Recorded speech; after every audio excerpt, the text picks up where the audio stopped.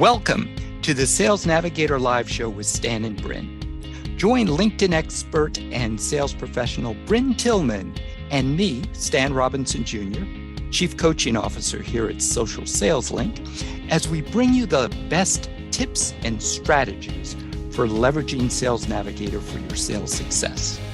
Enjoy the show.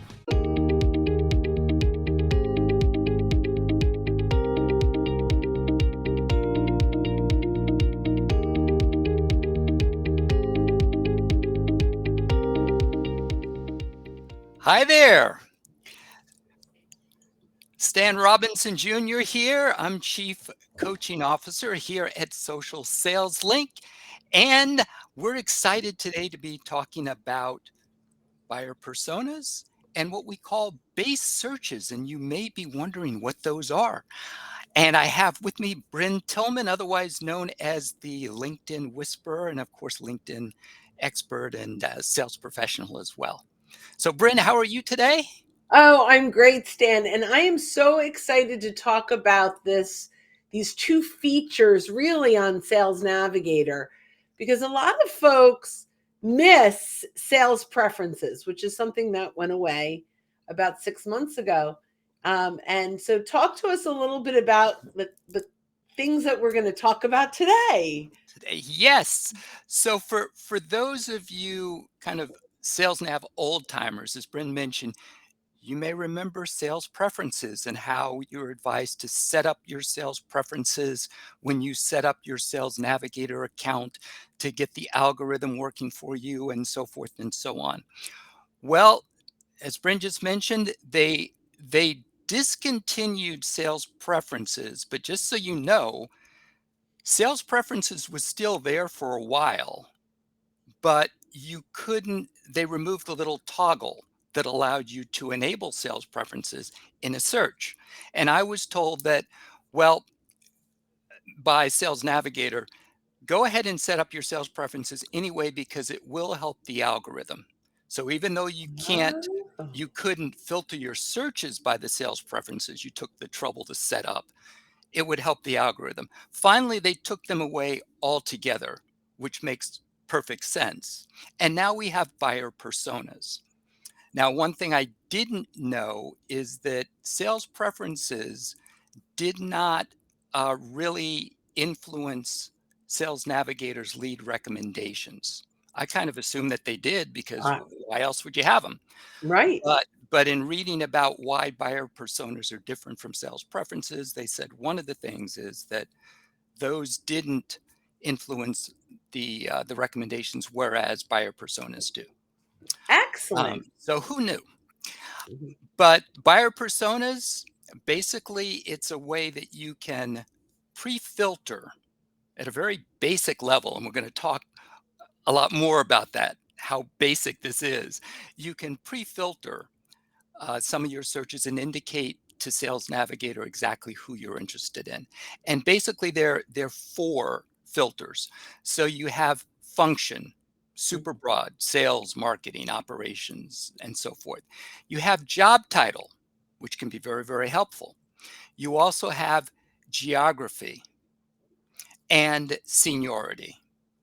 Now, those are the only 4 filters, and that's nice as far as it goes. But as we all know, Sales Navigator has a lot more filters. So maybe someday in the future, they may add some of the additional filters to buyer personas, which we'd be delighted about. But right now, it is what it is. Now, one nice thing about buyer personas, though, even though the filters are very basic, is that they're extremely easy to get to.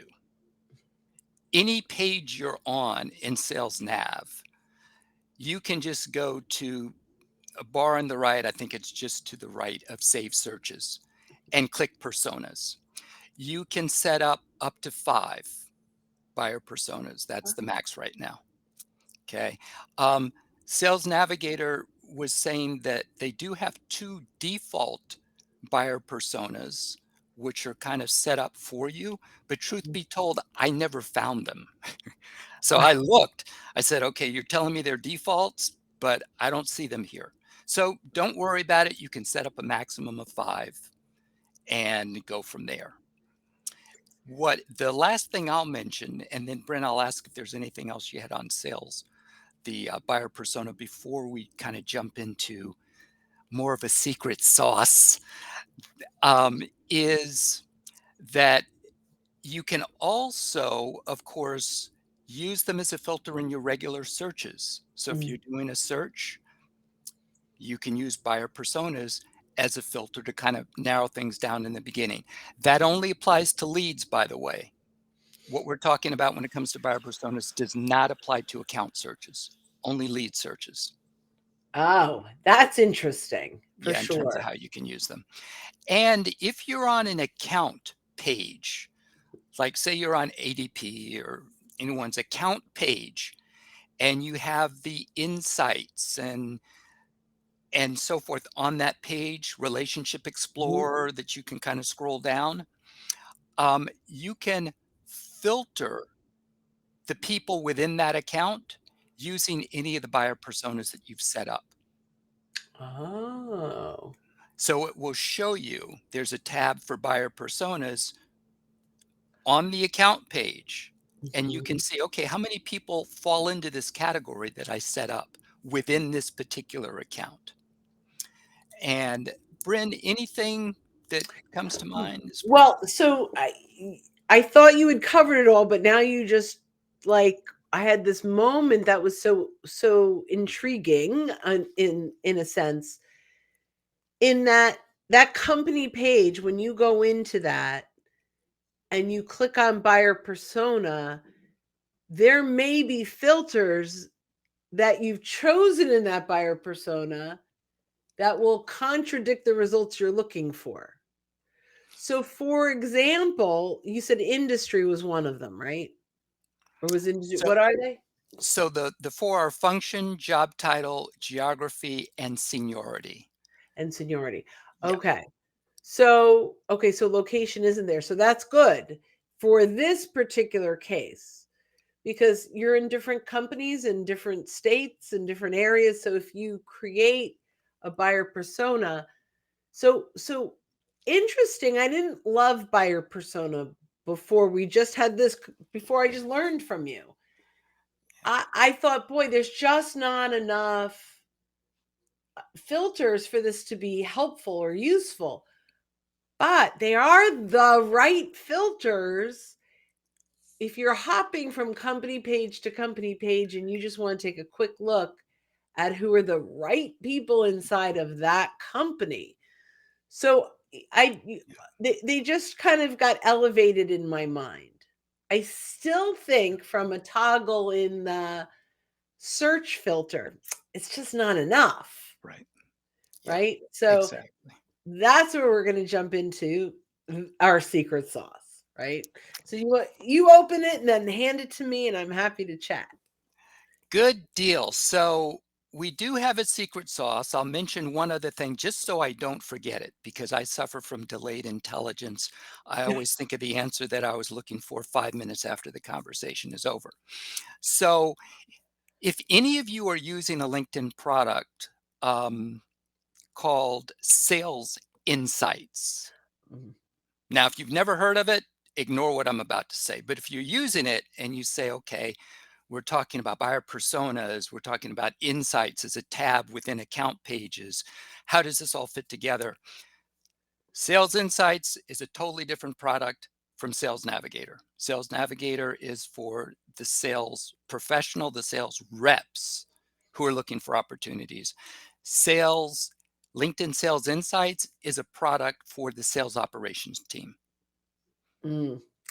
Yeah, and this is new when we were in the green room chatting today. I did not even know that this was an opportunity out there for operations.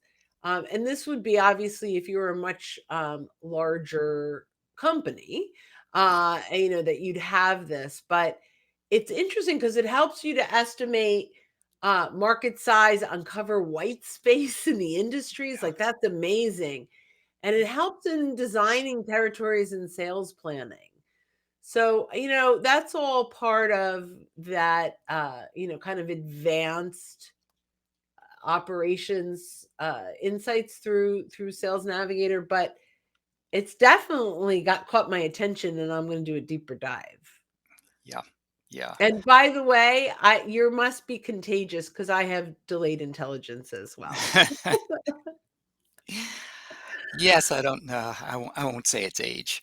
Um, the last thing I will mention, and thank you, Jenny Rock, great to see you here, is in terms of what you can do with the buyer personas when you are, and I'm not quite sure. Okay, when you are in an account page and you're scrolling down, there's a way that you can look at growth in the number of people who meet your buyer persona criteria within a company.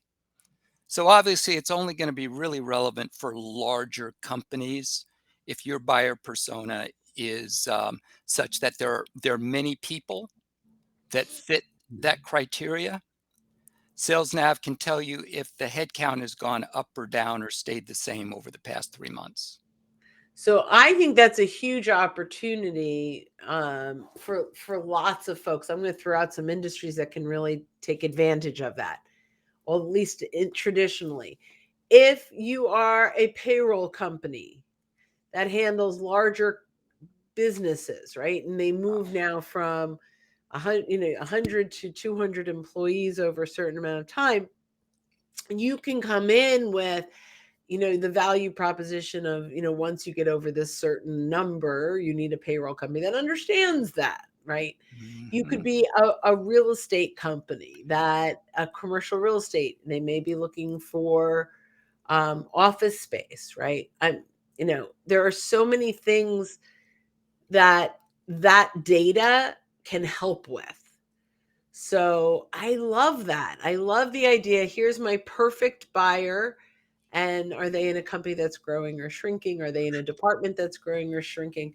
That's amazing. Another filter in that, which when I go into base search, we'll talk about this again. We're kind of overlapping, but is posted in the last 30 days. That active filter Mhm. is Yeah. also amazing. So I think, because I'm going to talk about that in the base search, let's hop over to the alternative to persona. Although I'm going to take back the alternative.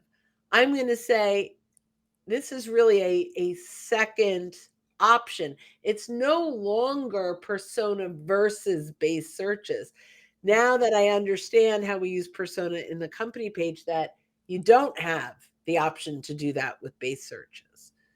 So what's a base search? Literally, we go in and we do a lead search. In this case, lead search. It could be an account search as well. And we choose the lowest common denominator filters. So it's really like, I want to bring this down. Maybe it's by title. Maybe it's by location if your territory is geographically located. Maybe it's by size of company. So really, you're going through, and there's a lot, but you go through every single filter and really choose, first of all, is this relevant to my search? There are some filters you might completely ignore. So if it's relevant, is this something that would be in almost every single solitary search that I do, right? So Yeah. let's say I'm selling to head of HR in Mm. companies between 200 and 5,000 employees. And I have a territory of maybe, 5 states, It's right? And I want a certain, so I have the certain size company, I have all the HR titles, I'm doing this search. And maybe because my searches are huge, I only want people in growing companies or shrinking companies, or I only want people that are active on LinkedIn in the last 30 days. Or in some cases, I only want people that have switched jobs. If you're a financial professional and you have mm, 401ks to roll over. So, whatever your base search is, you create that without relationships. It's just base search, and we call it first base. first Yes. So that's Yeah. that one. Yeah. Now the other one, and sometimes we'll actually, I said without a relationship button, but we may actually add that one with first degree connection. So you can decide, and we're going to go through. So let's say our first, we have all the filters and our first degree connections, which makes first base make more sense. But now we're looking and we have 7 people that pop up. Okay, it's small, but I still want to save this because over time that's going to grow. And this is a dynamic search. So now I'm going to come in and now I'm going to pull in that search and I'm going to change it from first degree to second degree. Now I'm going to identify who in my network knows my ideal people. And I'm going to save that as second base. Right. And so as we go through, we have these base searches that we can pull up every single time. Now, sometimes my clients will say, I have Georgia and I have South Carolina, and that's all I've got. Well, you may want to separate them out, or you may even Mhm. separate a base search based on city. When I'm in Atlanta, I want to pull up everyone I know or I want to know in the 5 miles or 10 miles of where I'm going to be. You don't have to create a new search every single time. You pull up a base search and you just make those adjustments. And so you don't have to put in all the titles every single time and the company size every single time. You just pull up your base search and make some adjustments. And I typically will use that over persona all day long. But with this new information, I'm going to use persona differently than I thought it should be used. And I'm excited to learn from you, Stan. What a great S- thing. Same here. So, yep. So this is definitely a both and situation rather than an either or when it Yes. comes to using the buyer personas and all the other filters that we have access to. And so, Brynne, when you're doing those, the first base and the second base searches, so you set up the search, make sure it gives you the results that you want, save it, Save the search. save the Yes. search, and then you can jump right back into your saved searches, easy to find. Mhm. Um, Now, this is something that may have changed, but the last time I tried saving a search and then going in and making some changes in the existing saved search, Yeah, you do it have to makes it save it. harder. Yeah, you've got to save it again. So you're going to wind up with two searches, two safe searches, not one. So just be aware that Sales Nav doesn't always make it easy for you to say, Well, I want to edit this search and keep it the same name. correct. But I'm okay with that. And I see both sides, but for me, that's why I call it a base search. I pull it up and it's exactly the same every single time. So I'll tell you, here's one of the things that we do is now I have my perfect base search, and I'm going to throw in one of my absolute favorites, which is connections of. So now I'm going to go see a client and I want to know. So I pull up my base search and all I have to do is connections of. Now I can now resave that search and I could say first base Stan Robinson, right? Or second base Stan Robinson if I want to, whatever I want to call that. But what I typically will do is move from this dynamic search that I couldn't control, it's really just who you know, to a static search. So I'll review and I'll say, okay, so 47 people came up that Stan knows. And I'm going to go through and now from the saved search, I'm now going to save leads. So Mm. I'll go through and identify, here's this big list. I'm going to bring it down to a smaller list, identify exactly who Stan knows that I'd like to meet, and I'm going to save the lead under Stan's connections. So now I have 8 or 10 or 12 saved. And when I hop on the phone with him, I can quickly open that up and go through. And when you save searches, you can take notes, lots of things you can do. So Stan might say, of these 8, here are the 4 that I know. These are the 2 I'm happy to introduce you to. And you can drop my name on with the other 2. Right. And And so we have a system in place around that. When you start to embrace Sales Navigator searches, it's so fast. I pull up my second base search, connections of Stan Robinson, and I've got my list. It's that fast. So creating that base search will save you an enormous amount of time when you're out prospecting. Yep. Exactly. Exactly.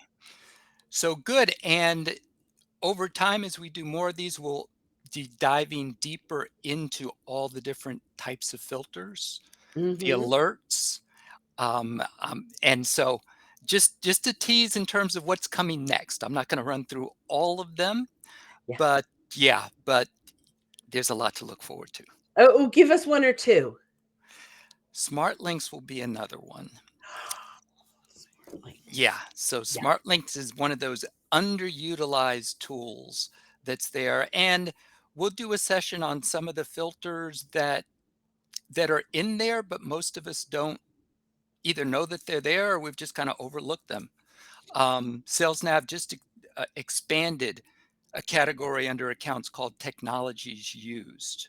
Mm. So if there's certain products that tend to collaborate or work with your product, for example, and you would love to talk to companies, and software is an example of this right off the Mm-hmm. bat. Mm-hmm. You want to talk to companies that already have SAP or Salesforce or Oracle or whatever the case may be. Now you can look up, okay, what technologies, you can search by technologies used, which for some people will be a gold mine. Yeah. Oh, I can't wait to discuss all these things. And I can't wait to discuss how do we respond to the alerts that we're getting. So, Yeah. all good stuff. I think we have covered pretty well, I believe, the topics for today. And I certainly had a whole lot Yeah. of fun. Yes, same here. So thanks everyone for joining us. Let's see, Lachelle, Jenny Rock, I know we need to catch up. So thanks to all of you who are joining and to all who will be watching on the replay. And of course, join us again, same time next week. And we look forward to sharing more tips with you. Yeah. And side note, wait, because Stan and I are going to be together shortly in real person, and we'll have to have some kind of something to share with you. All right.